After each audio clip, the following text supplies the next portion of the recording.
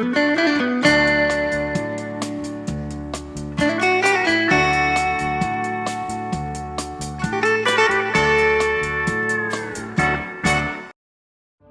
we wanted to kind of show you guys where we're at right now and kind of what we're focusing on these days when we come up to the property. So Eric has been bush hogging a lot with our trusty little tractor, and it's been doing a great job. And we bush hogged, I guess that was 2 weeks ago for the first time. And everywhere that we have, we're seeing more and more grass grow in. So you can see these, which I'm just learning about my grasses, but I know this is a clumping grass, which means it is a warm season grass. And we don't know for sure what it is or if it's native yet. We'll find out soon. But it's really awesome to see so many just needing some air and sunlight to really expose the seed bank that's already there and let that start to really grow up through and proliferate. And that's really, really good for us because this is what Zelda and Louisa are going to be grazing on. And we'll go through and kind of seed in some different things. We want to put in some clover and stuff like that. But for now, we're just really happy to see a lot of this because this is what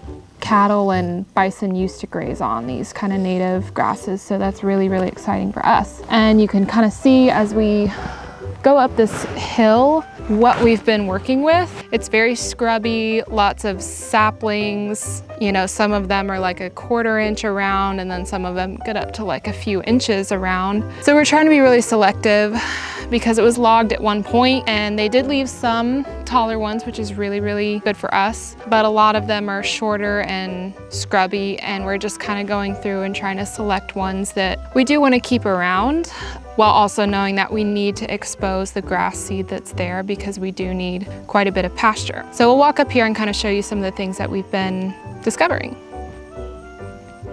So here's a good example of something that we will probably try and keep unless this just ends up being prime pasture and we just don't really feel like fencing it off from the cows. But this is an oak, and we love oaks. There's not all that many big ones right in our property. We have probably 15 acres of woods that have all different kinds. But right now, we really want to keep as many as we can on this part of the property. So we kind of go through and take note of them, maybe put some tape on them, try not to mow them down, and see how long we can keep them around.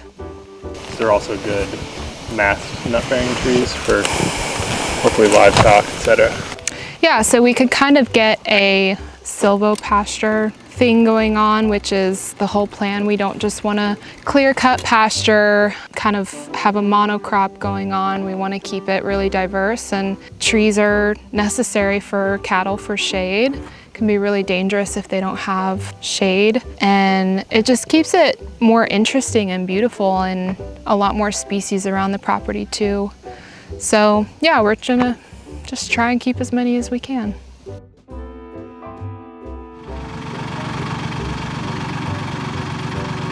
Just touched it. You have to balance me out on the cooler. It's better. So we're talking about what?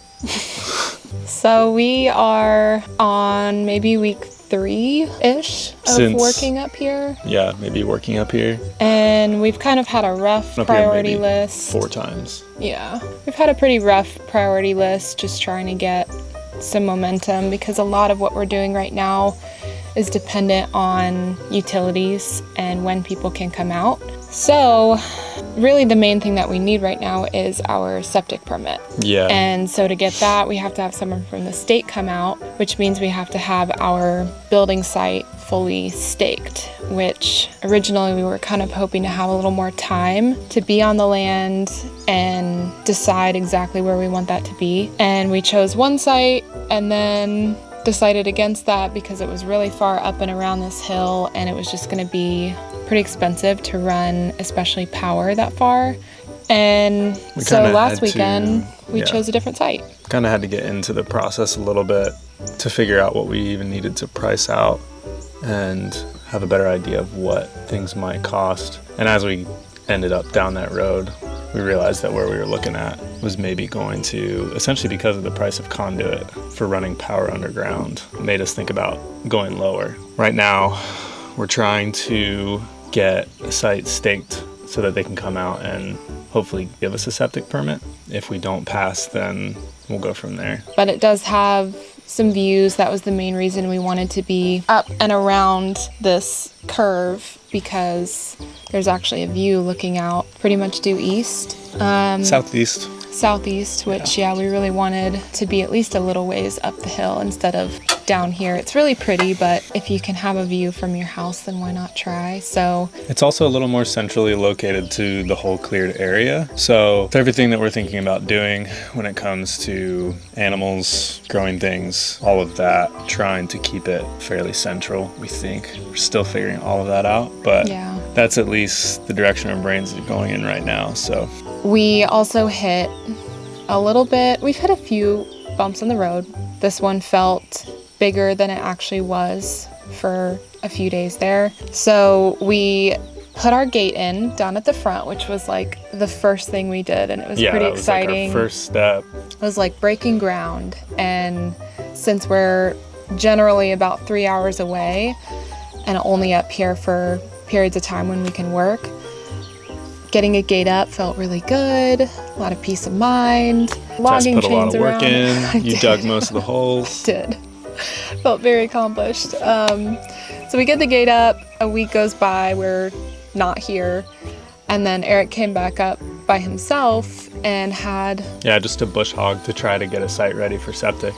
Ended up having a conversation with a neighbor. I was up on the hill, and all of a sudden, just no shirt, white old beard, just comes trudging up the hill. So the first day we came to see this property, we knew that there was something about an easement that a neighbor had for coming and going for like a ingress and egress. And there was a little survey that was kind of hard to read, but there's like a little dotted line on a map.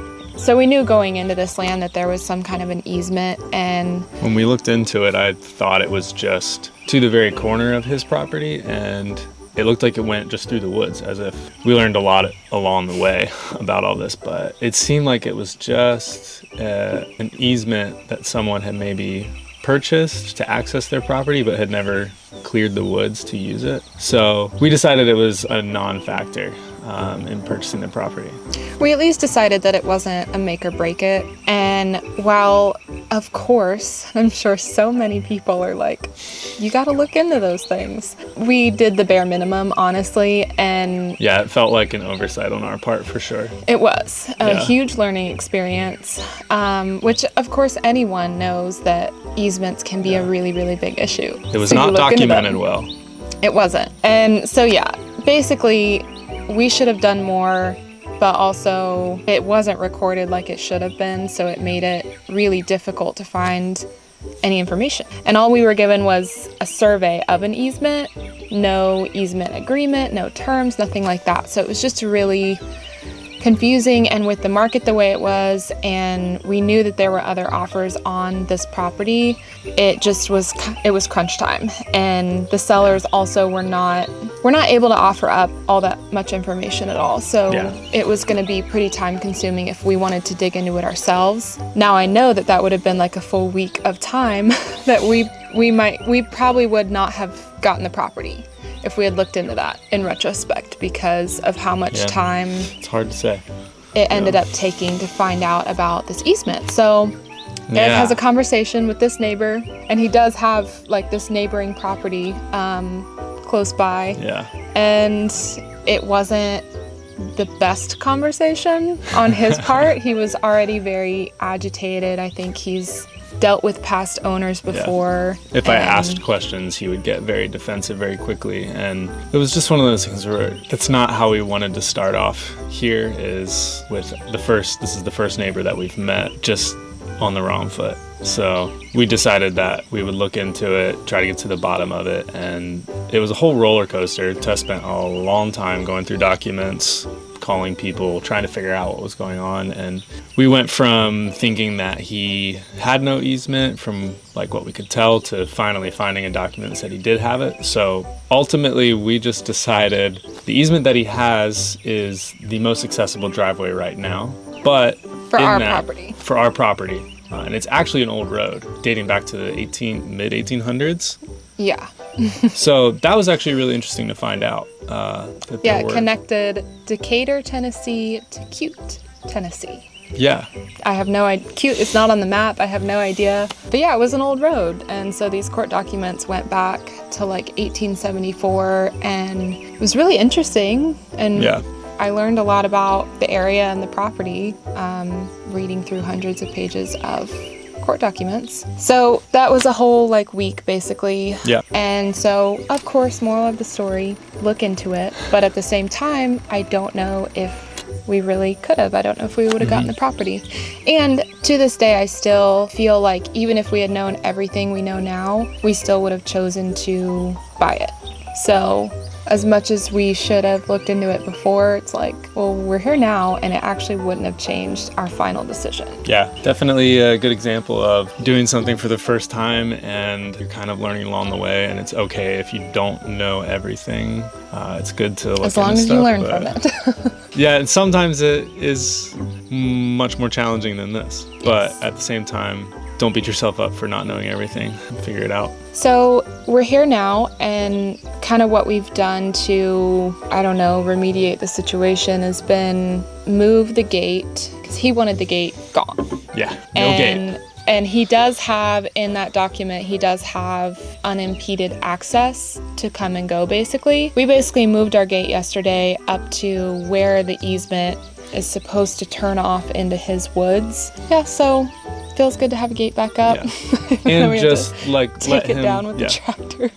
Yeah, I just decided to let our neighbor use his easement as he sees fit. And we actually have an old logging road that is a more direct route for us to do a driveway.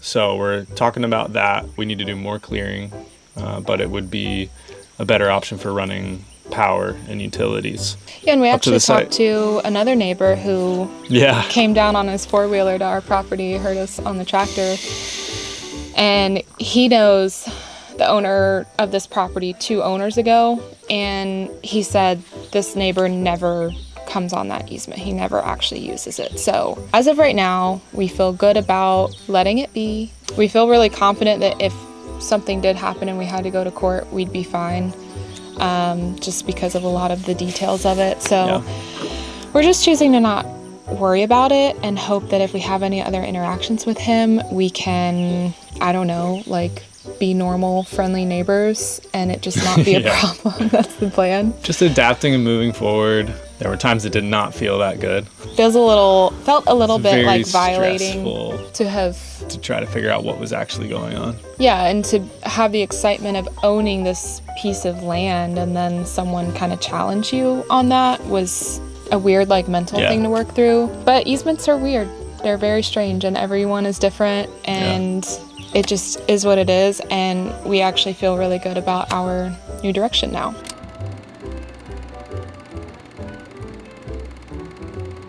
We started out wanting to do underground trenching and running power all the way up through, which for I don't know if it's just the county or not, but the energy company that we have access to, they will run the line for a certain price per foot.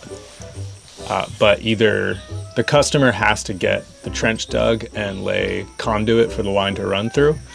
You can contract that out. You can do it yourself. We were planning on doing it all ourselves. Just so that we had it underground to eliminate the eyesore. But price of conduit is very high, maybe $7 a foot, and that's not provided. So we looked into it. And the other reason too that we had just defaulted to underground was because we'd be using that old drive, and which is the easement, and it's so heavily wooded that we wouldn't be able to do overhead because you also have to have 40 feet cleared, 20 feet on either side of the line where we are to do overhead. So that was immediately, in our minds, not an option. Just a lot of clearing. Yeah. A lot. It's very dense woods, just like tunneling over the driveway. And it's always an option, but it just would have added probably months onto the whole process. And so many trees that don't necessarily need to come down. Yeah. At this point. So we'll call it just finding the blessing in what was a hellish week.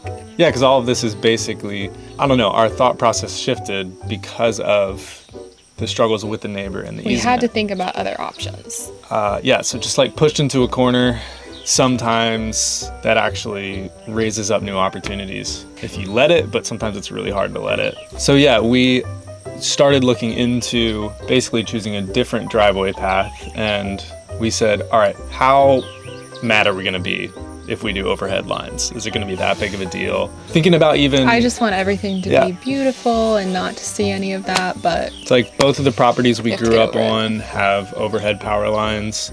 Benefit is they're easier for the utility company to access to work on. You don't have to think about, if you have underground, you have to be concerned about hitting it if you're digging in that area, which you can definitely keep good tabs on that, especially if you keep it beside your driveway. But especially with having kind of just a working homestead and probably changing our minds on things. We opened it back up, which from experience we should know by now is always a really good thing. So you get really set in one plan and one way of thinking, and then when you're forced to open it back up is usually when the better option reveals itself. Yeah. So we've been thinking about that a lot lately, and this is a perfect example of that. Yeah.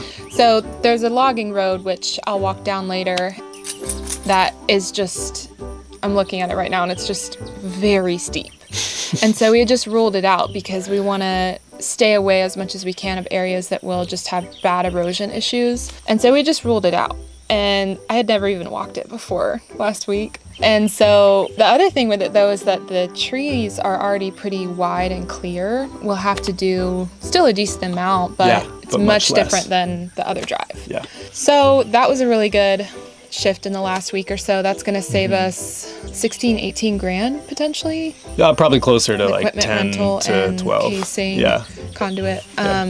Conduit for us was going to be probably $14,000. Yeah. And it's just hard to justify that when you have limited funds in general. I mean, it's even just, basically a plastic product going into the ground.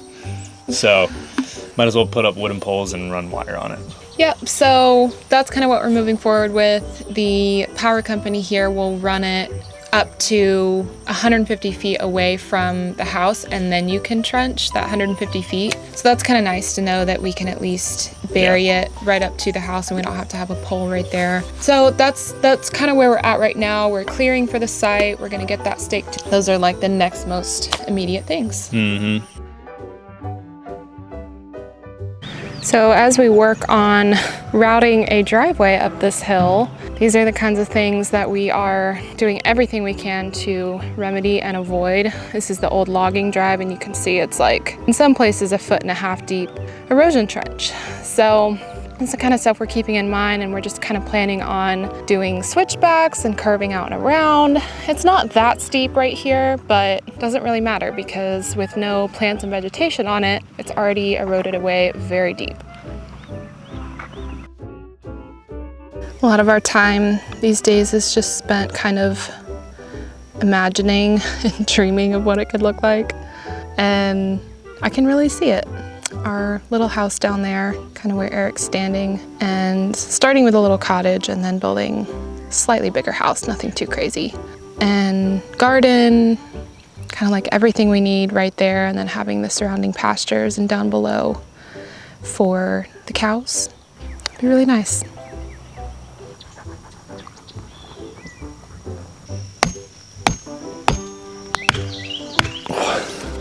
Kind of thought it might break.